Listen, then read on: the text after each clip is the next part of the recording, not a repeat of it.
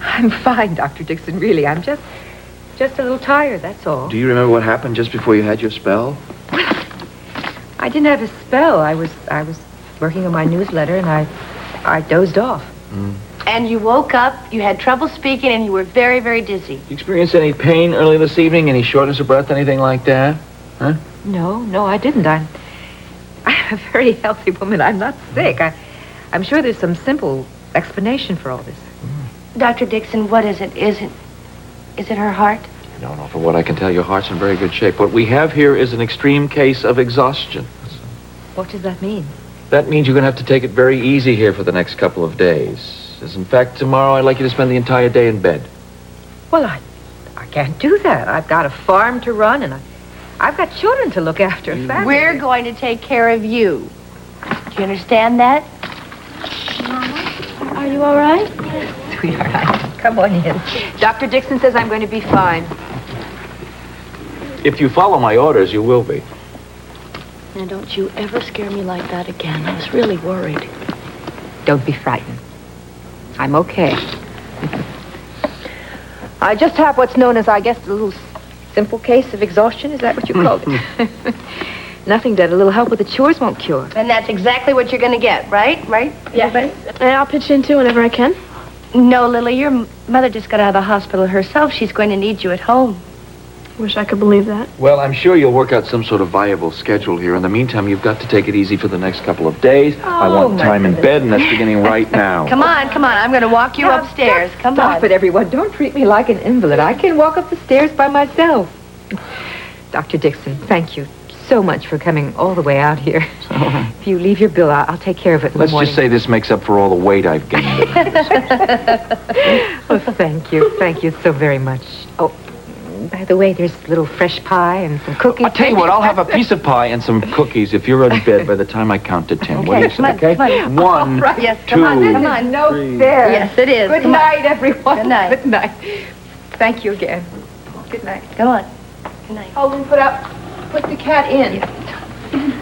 I want you to go upstairs right now and make sure she's okay. I will. All right? Dusty, will you have me make some coffee? Oh, sure. Yeah, I'll go with you.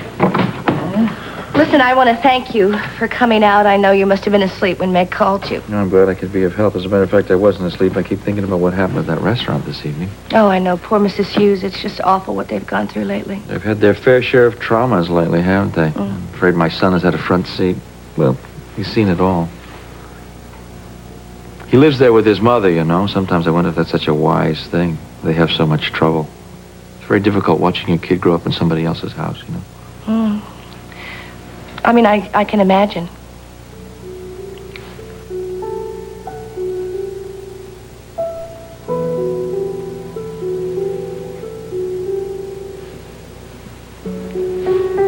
Hey. Oh.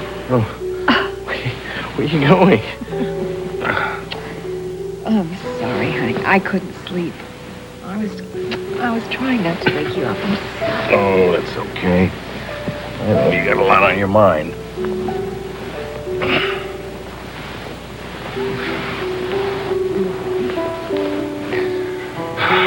Oh, honey, everybody keeps telling me that Hobson doesn't have a case, but you know something? The law can be interpreted in so many different ways. I mean, he could make it seem as if I wasn't really trying to save Frannie. I should have known then you were planning to kill her. You don't believe that I planned this? I heard you say it. You deliberately came up here to trap him. You used Frannie as bait. I just wonder what Marsha has been telling him. Honey, even a man like Hobson can't use the testimony of a mad woman. Why not? I mean, if he wants to build a case against me badly enough. I just wish Tom could get her statement. Then maybe we'd know what I'm up against. I'm going to talk to him about that in the morning. It's a good idea. I got a better idea, though. Why don't you try to get some sleep?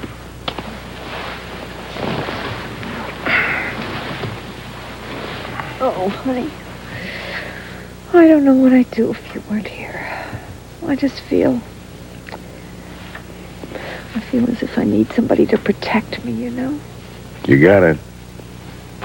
I'm here to protect both of you. What? Well, you and the baby. Who did you think I meant? Oh, sweetheart. I love you. Jennings. What is it?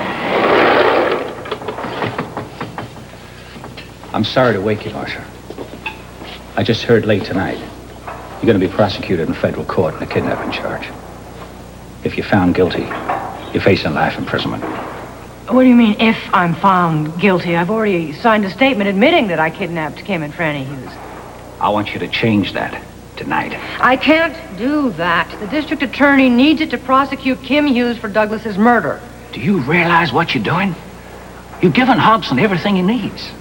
Once he's finished with you, he's going to pack you up and throw you to the wolves. You're leaving me no defense, Marsha. Jennings, it's all right. I don't care. Yes, but I care. You're going to be called on to testify at Kim Hughes' grand jury hearing. Now, once your statement is in them records, that's it. There's no recourse. You'd be throwing your life away on a dead man. I loved Douglas Cummings. And the only thing that matters now is that one of his murderers is coming to justice. And I promise, I won't rest until the other one pays too.